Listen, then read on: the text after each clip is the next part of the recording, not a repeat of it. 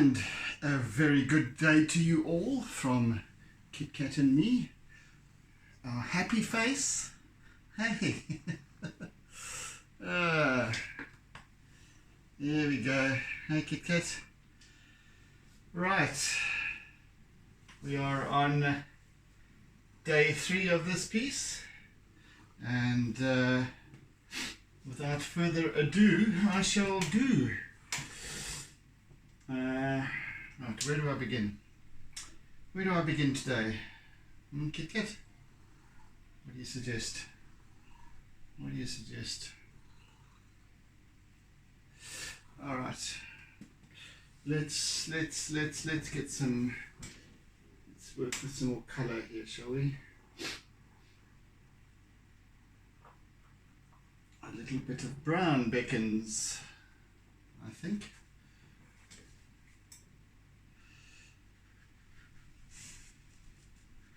So just little doodly squiggly lines, I think.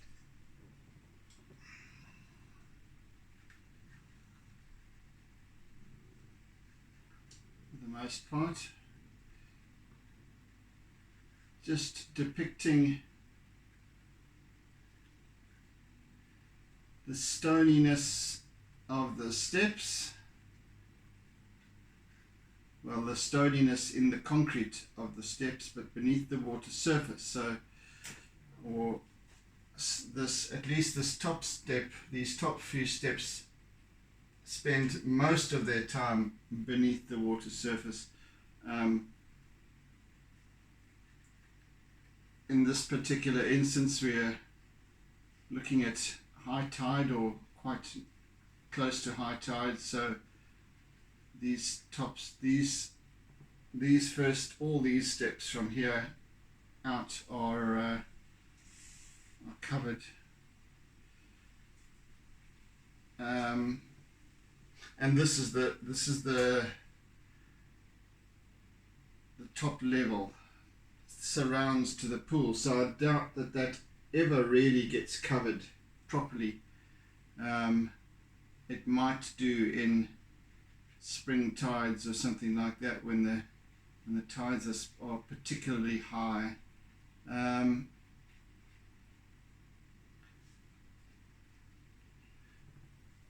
So given, why I make that assumption is because these steps here are all covered in a kind of a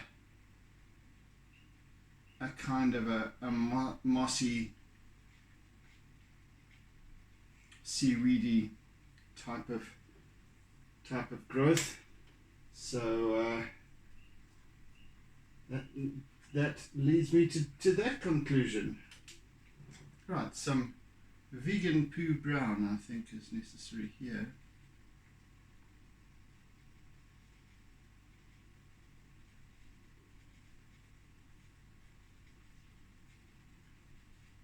Whereas the top level is almost, except for a few wet patches, is almost starched, bleached white.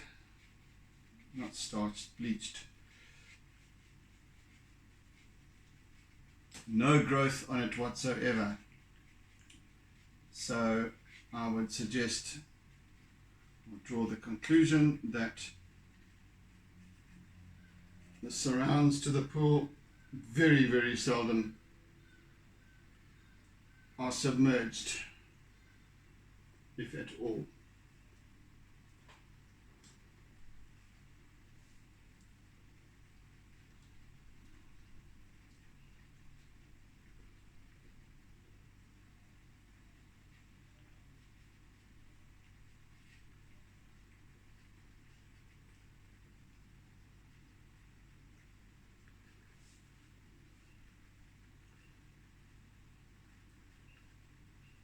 So I shall doodle a little while with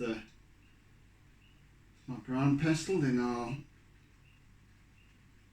I'll come and include some charcoal just to add a little bit of contrast further.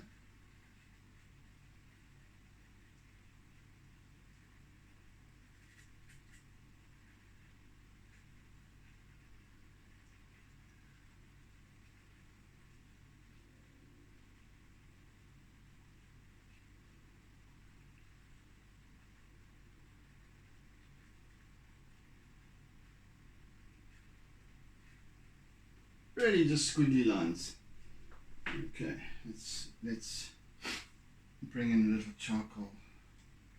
Here we are.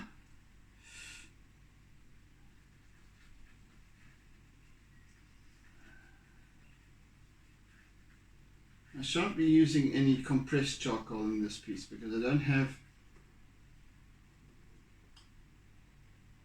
don't have any really deep, dark, inky, intense black areas.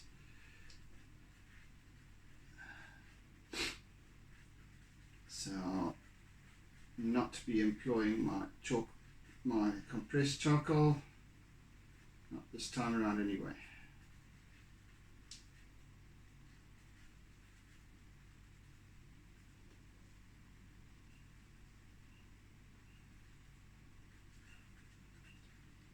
Oh, good heavens.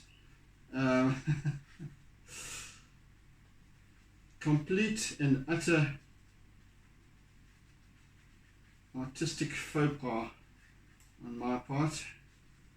I had said that I'd mentioned that a bigger splash was painted by Andy Warhol. Not so. It is in fact David Hockney who painted A Bigger Splash, and I don't know why, but I always get those two artists confused.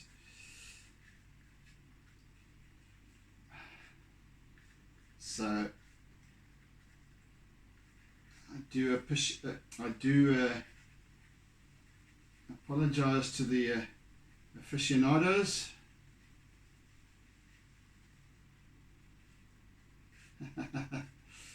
Yeah.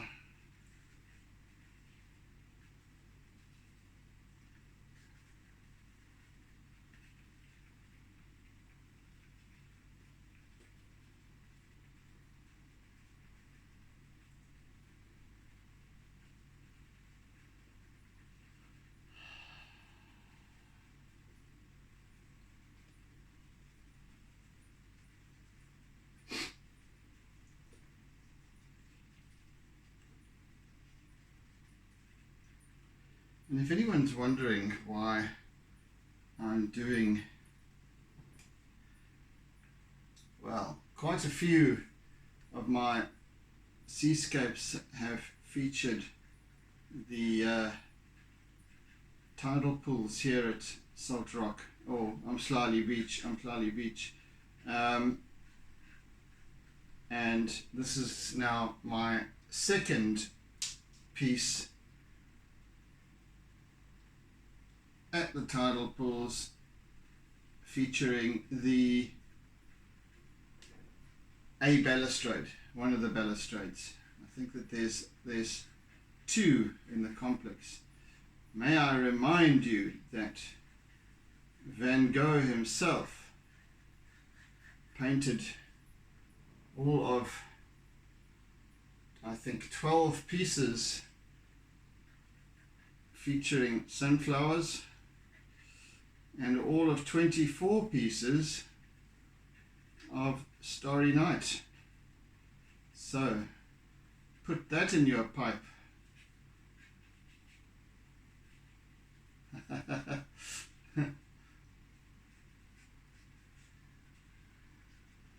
It's whatever takes the fancy, I think. There are many ways. Okay, cat's gone. To skin a cat. There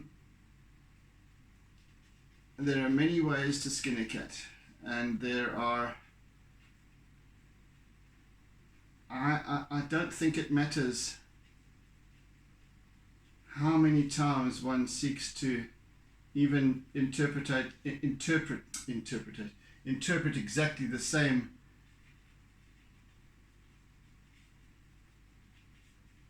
place, location, image, whatever it might be.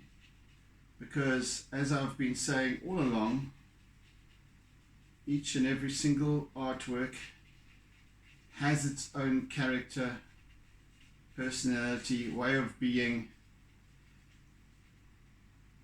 if it's not a copied thing, and we've spoken about that. If it's not that we're trying to replicate the reference image.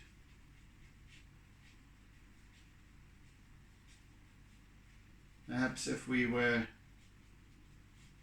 a hyperrealism artist, it might become a bit tiresome. But when there's graphic interpretation involved, or interpretation of any kind, then each and every single one is different. Each and every single one has its own unique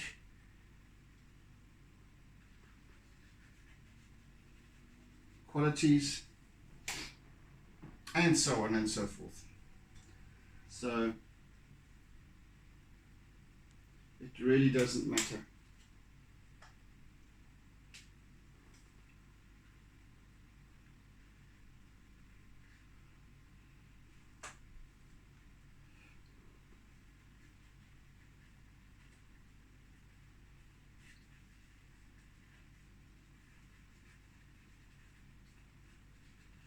So having said I won't be using my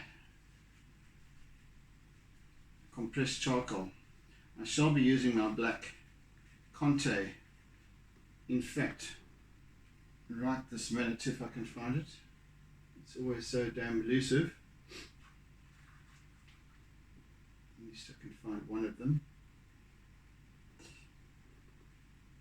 Sorry for working over, if you're looking over my shoulder here, but can't be helped.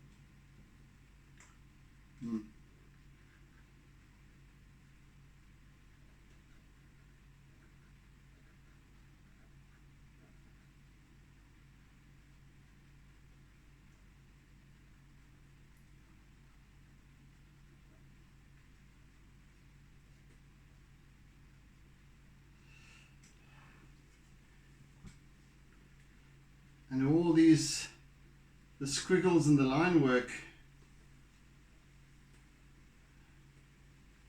take a great deal of time. Everything seems to slow down as expected. So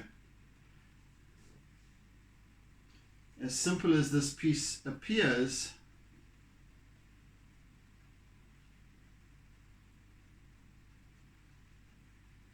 and it is simplistic, it requires a great deal of line work, therefore time consuming.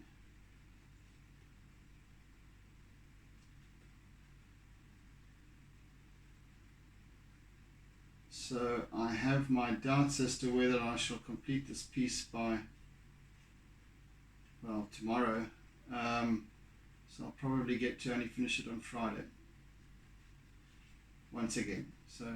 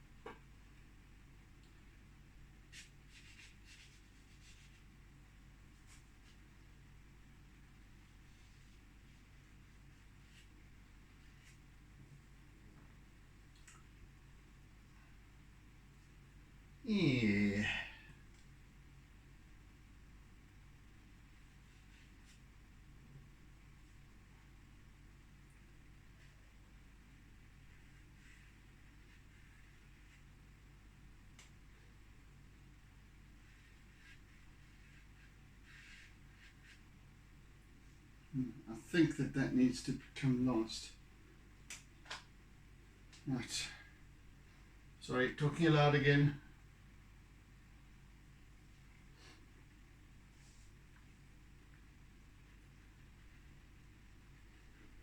Getting a little bit ahead of myself here.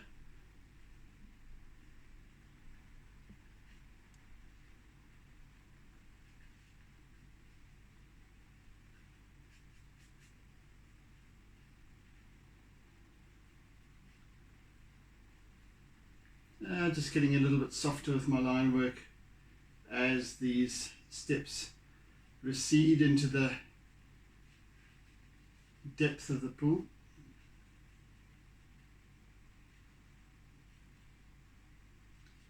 Until it becomes little more than suggestive.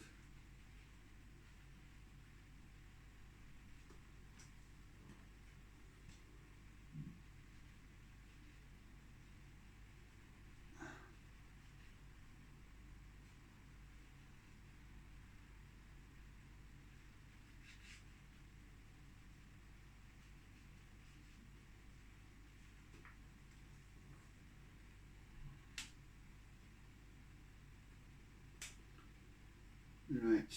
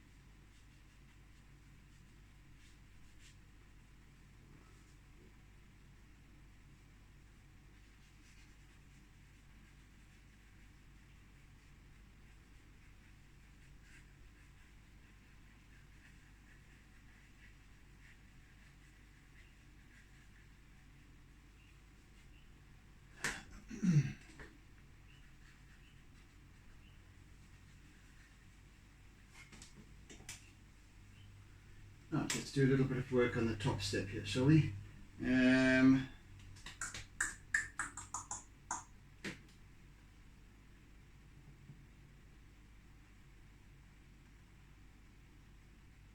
This looks like a wheaty coloured grey.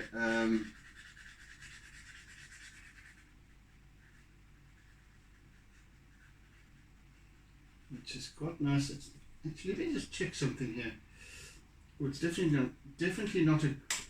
No, it's not grey. Good. And let's use perhaps that one as well. And it's too fleshy. Okay, that one. Let's try that one. Yes, that's better. So I'll use that one, and that one.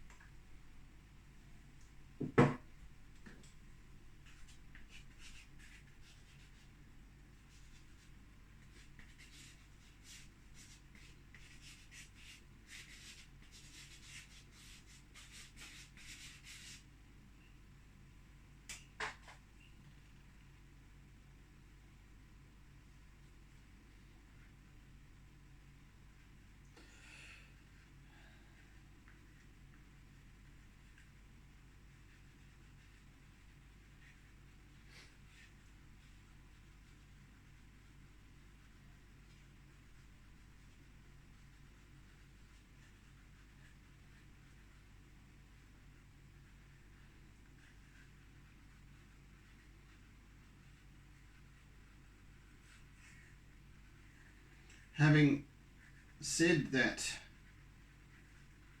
this slab, top slab outside of pool area is sun bleached. It is, however, it is very rough, textured, worn. So I want to capture that as much as I do the lightness of it. And of course it's got all these stone chips that have been exposed and so on.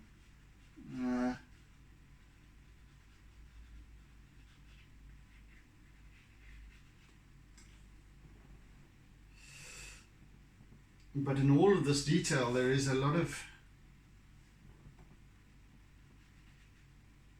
graphic content.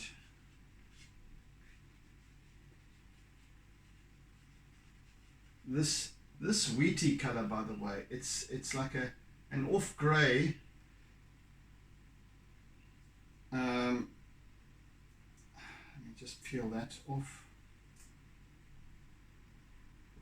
It's like a grey wheaty color, but it's not grey, and it is almost identical in tonal value to the paper, which is quite nice because it just, when I use it, so I don't end up with this completely smooth base paper.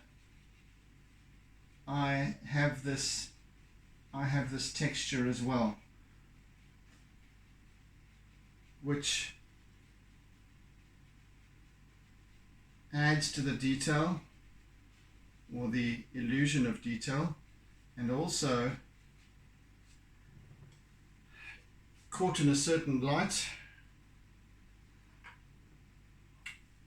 adds to the layering as well, and the depth of this piece.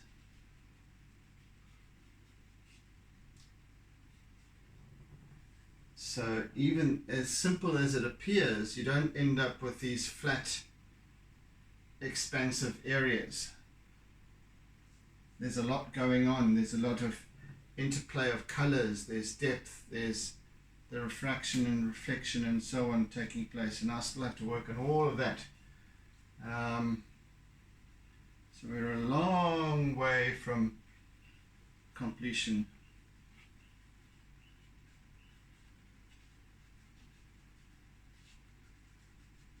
Even though there's not going to be any really dramatic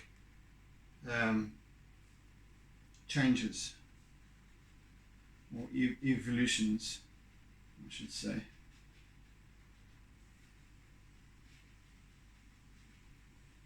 It will just come together slowly. Slowly, catchy monkey.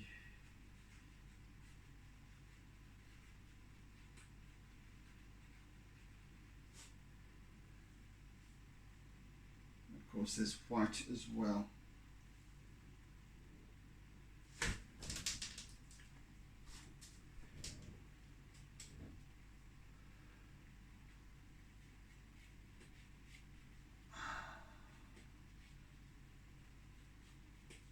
The play of light here is very important in this piece, subtle as it is.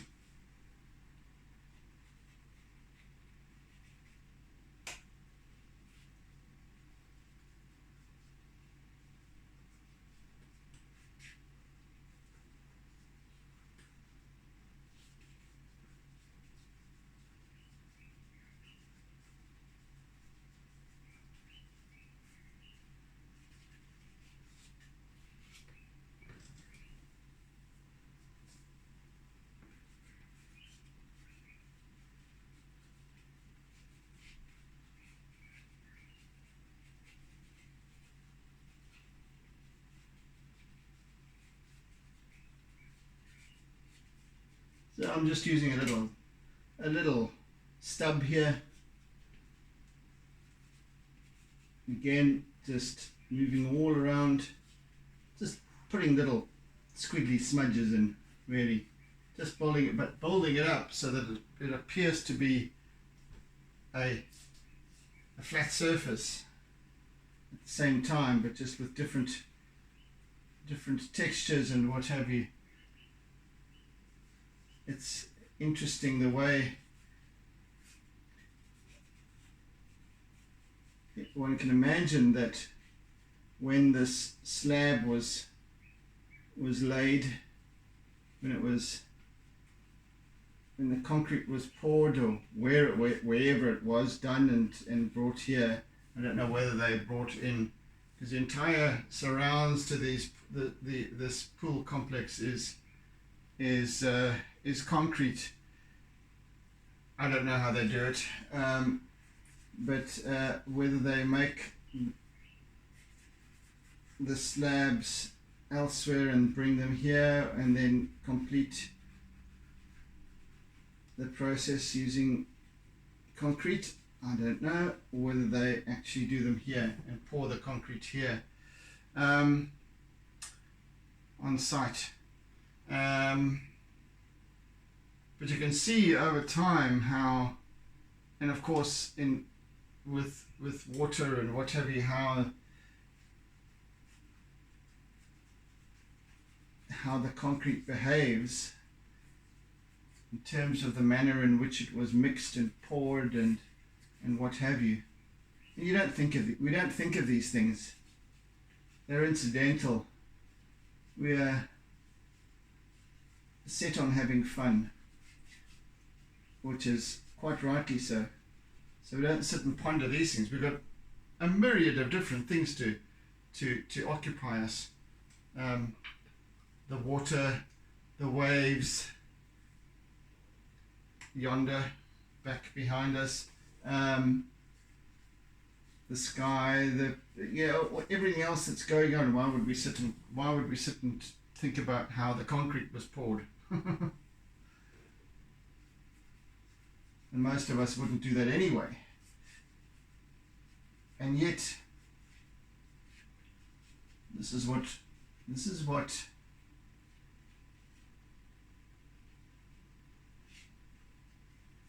observation does. This is what listening does.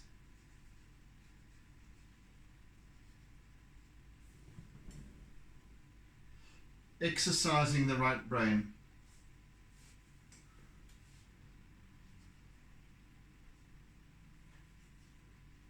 I am very much right-brained,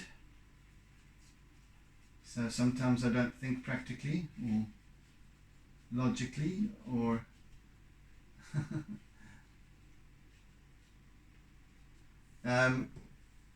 so I do observe in a different way, but that's not to say, because I think we have, well, obviously we have both. We have both hemispheres, so we can train ourselves. Oh, dear me. Okay, so hold on just a little bit. I need to get the clamp back on up top here. Just quickly. You can hear the toppy. Good morning, Tippy Toppy. Where was it? Yes, so we can train ourselves to become more observant.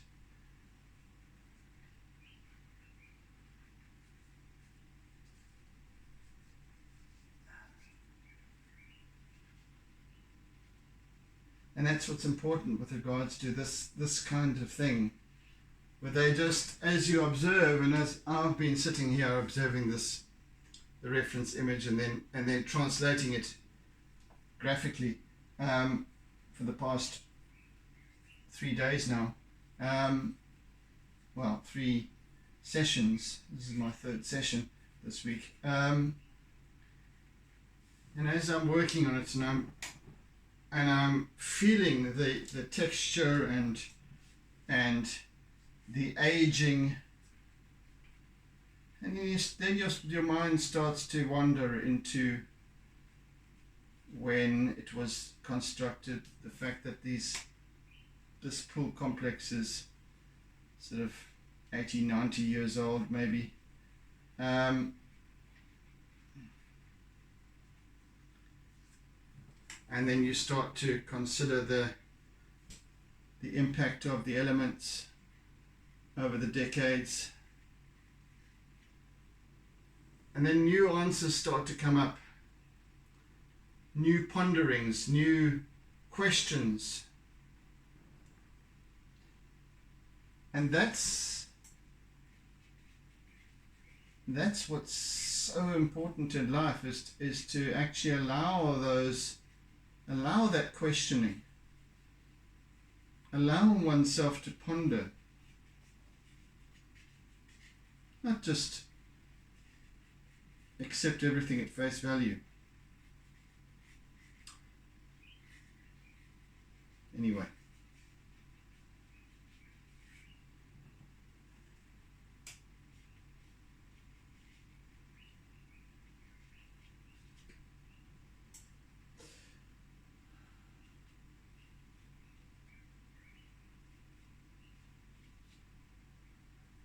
I don't know if the mic is actually picking up the sound of the toppy.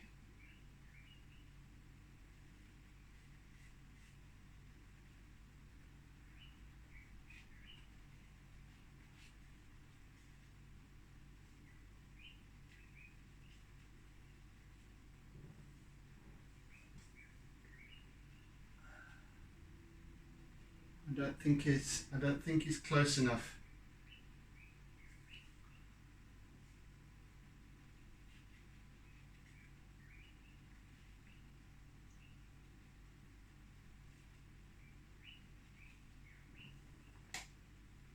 Right, so you can already see that just with this doodling here that I'm doing, and it literally is doodling. It's all I've been doing this morning or during this session is to doodle. Doodling in oodles. And slowly but surely you start to see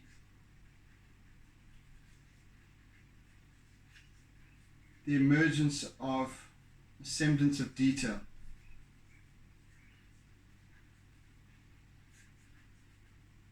At least it's an illusion of detail, because it's actually not detail. If you look up close. Anyway, we'll call it detail for now.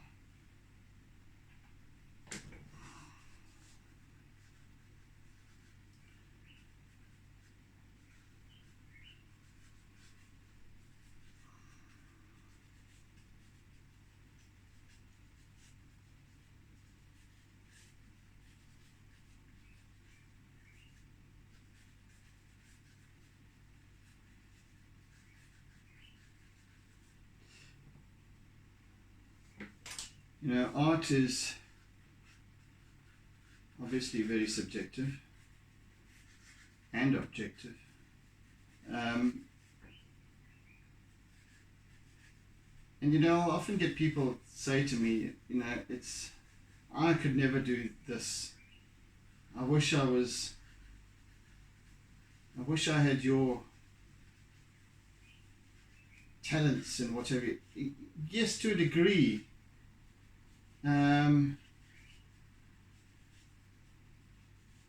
But it's only because I believe in my abilities. And I've worked at it. I've allowed my natural sort of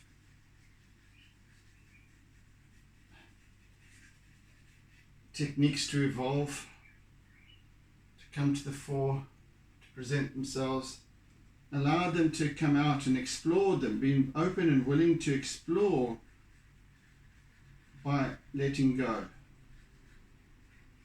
And that we can all do. We all have that capacity. We just deny ourselves our own innate abilities. We're constantly denying ourselves. So we'll open up in certain areas, perhaps in terms of our expertise. Okay, let me perhaps withdraw that somewhat, because I could never be an accountant. However, perhaps one could teach oneself as well, and I say the same for art. So, and bear with me here, because I'm following my wandering, meandering mind on the subject, because I believe that we can really achieve anything. It's just that we have these limiting patterns of behavior, this limiting thinking that prevents us in so many ways all of the time. That toxic, dangerous word called can't.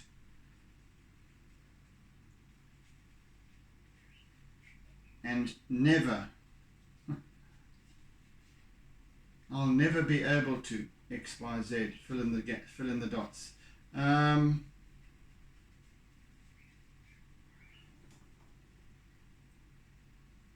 Yeah.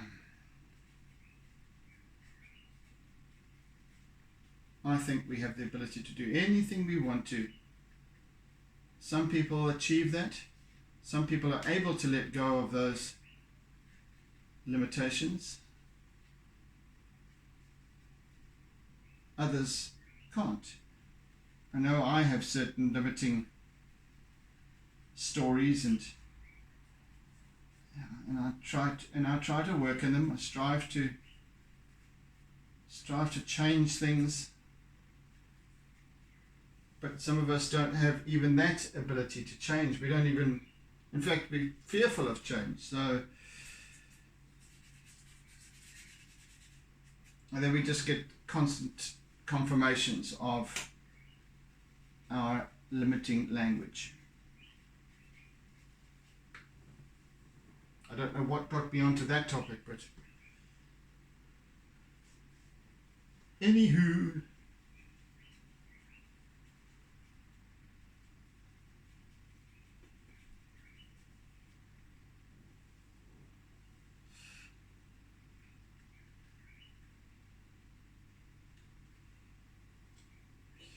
where is this one? Right, let's do some white. Let me just sit back a little bit for a moment.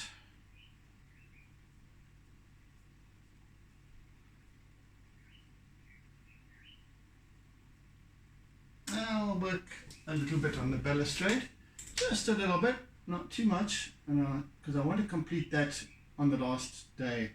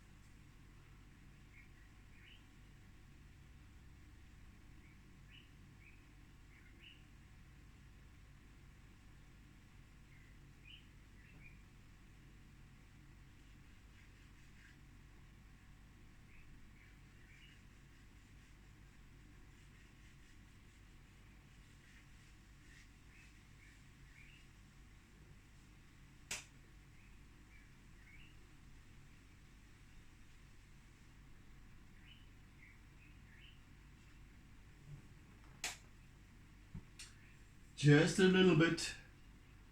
Just a little bit. Just to get it going a little bit. a little bit, with a little bit more clarity. Nothing more than that. Just for today.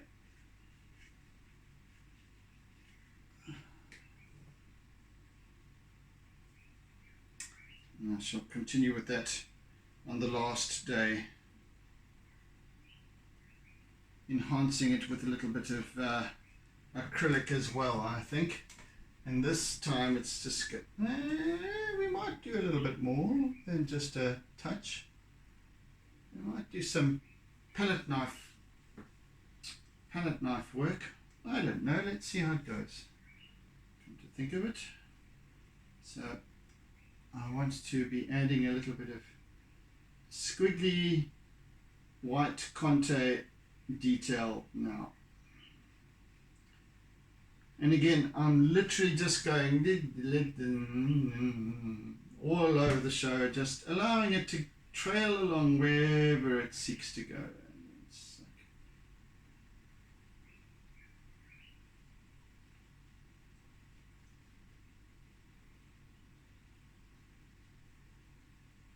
like, if I'm concentrating, it's not on this.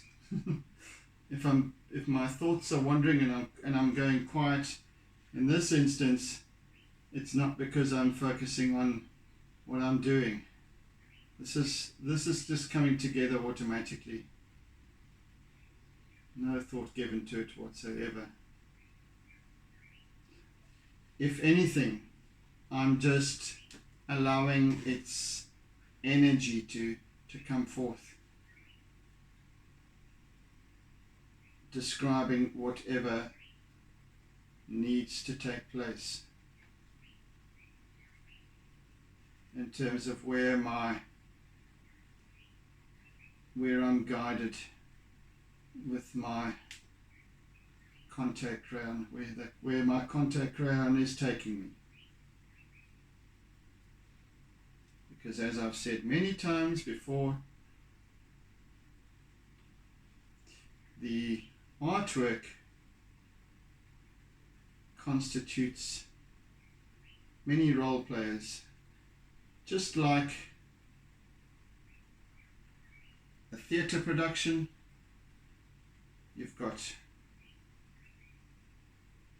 a multitude of actors, you've got props, you've got lighting. Everything adds to the effect, the final effect. It's not just me, it's not just the composer, it's not just the maestro, the conductor of the orchestra. It's all parties involved and their instruments. So as I sit here and work, we've got this artwork that's developing. This is the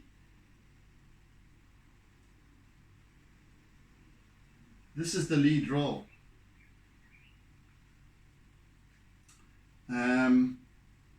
And how it comes together is not just because I'm sitting here, not just because I'm talking.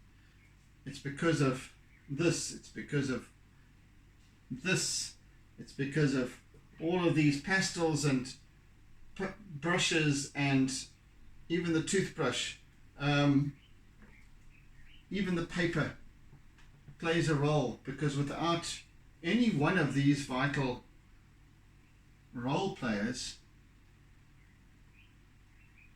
we would end up with something much less than this, than the artwork, if at all. Which is quite an interesting concept. And it just serves to remind us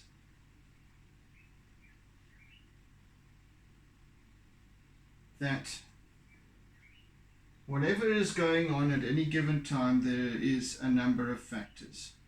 There are a number of role players, there are a number of things that constitute or culminate in whatever is going on, circumstances, events, and all of that stuff.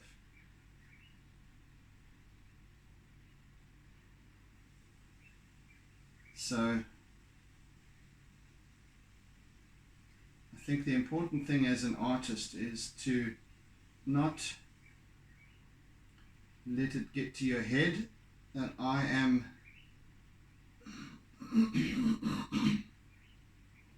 the most important role player here.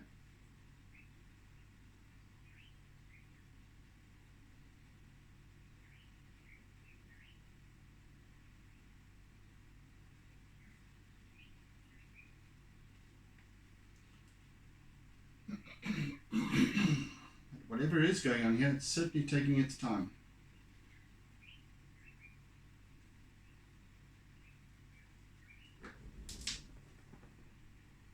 But it is giving the results.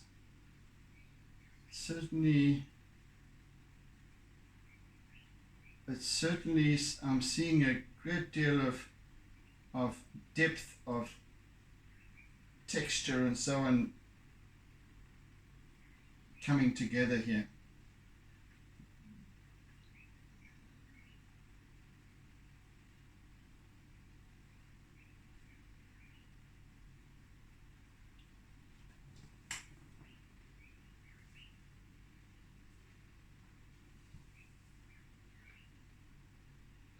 I'm spending a lot of time on this because it occupies a huge wedge out of the artwork. So I didn't want it to be almost flat and blank.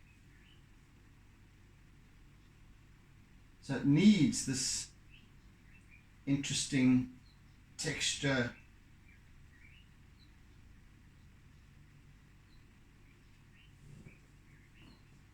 Also to as an almost discord. There's basically three different kinds of textures going on here. The one is obviously the concrete area. Then there's the water and all of its nuances, reflections and refractions and what have you. And then there's this balustrade with completely different unique textures. So yes, working on this large section over here just as much as that large section over there, and working on this semblance of detail here, because don't forget, this isn't this is static. That is constantly on the move. It's liquid, and you've got to, it's a case of, in this instance, in what I'm observing and how I'm interpreting, it's trying to capture those different states to depict the immovability of the concrete in terms of its character. What is concrete? Also to depict the effects of time and the elements on the concrete. And then also depicting the qualities of the water, the reflections, the depth, the color of it, why it takes on those different colors. And then that kind of where the two merge. So we've got these steps going into the water and how all of that works together.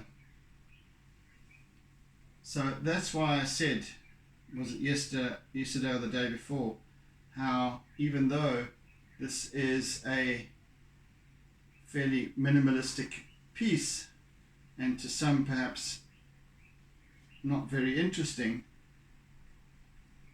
there are these factors. And that's why I'm doing it. That's what intrigues me about this piece. This is exactly what challenges me to depict. And the fact that it is fairly bland in its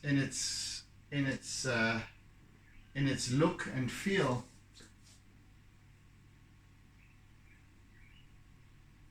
only adds to the challenge. So now I need to make that, to bring it all to life almost, so that you can feel it. You can feel the concrete under your feet, perhaps. You can feel the coolness of the water, or perhaps the handrail, either cold to touch or searing hot because it's been exposed to the morning sun.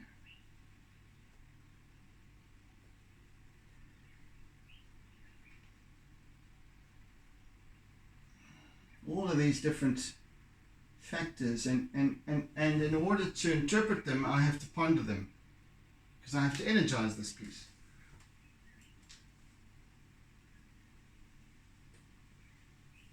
And when I started out, I wasn't anticipating all this detail that I'm now putting into this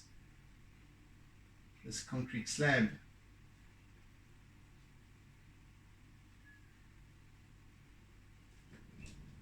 So, yes.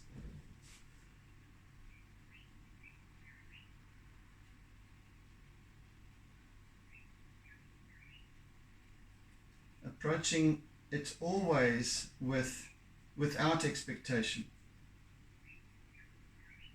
And that's why, as I've said many times with many pieces, is that coming back to this piece each day, each morning, to deliver another session is exciting, is intriguing, because I don't know what's going to develop during the session. And it always is a pleasant surprise. And the fact that it is a surprise makes it all that better. All that much better. Then I get to have fun with it as well.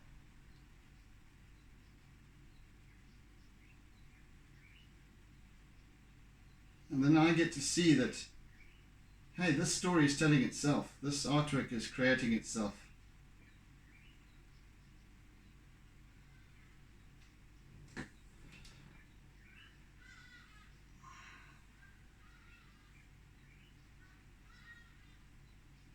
And the hardy-dars have woken up now as well.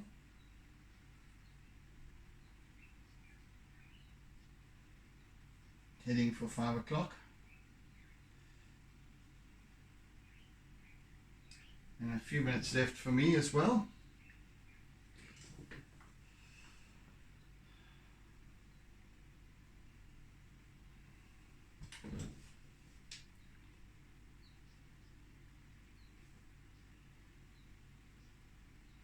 I need a nice, there we go, maybe this will be a nice soft one.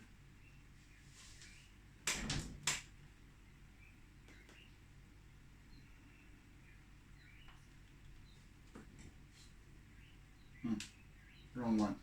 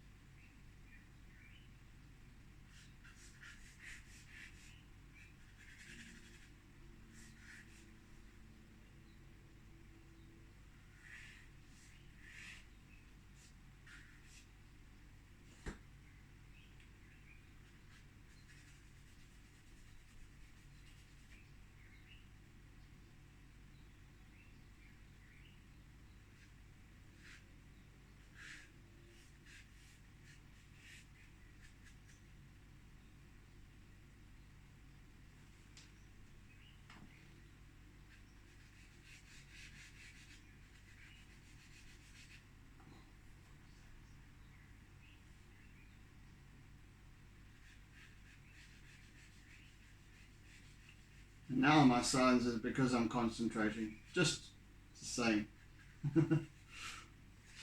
Right, so for now, that'll just to depict a little bit of where the shadow area is, cast shadow of the rail on the various surfaces as we head down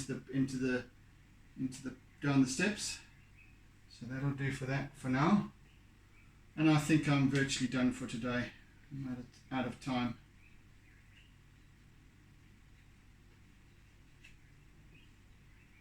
So this can hold off until tomorrow. Righty-ho, folks. I'm done for today. So thank you for joining me. Thank you for listening. Thank you for bearing with me, rather. Yeah, so I hope you've enjoyed the process as much as I have. And do tune in again on the morrow. Hopefully it's a nice, clear image. Fiber is brought to us by ks3.com, so thank you very much to them. So I've got a nice crisp feed for a change, and yes, so much contemplation with this piece. Actually, it's turned out to be more or less a meditative piece. There's lots of questions that require asking. There's lots of thoughts that come up, processes that come up, etc. So that's lovely. Anyway, oodles and noodles of toodles, and see you again in the next episode. And in the meantime, be good, take care, be kind, and bye-bye.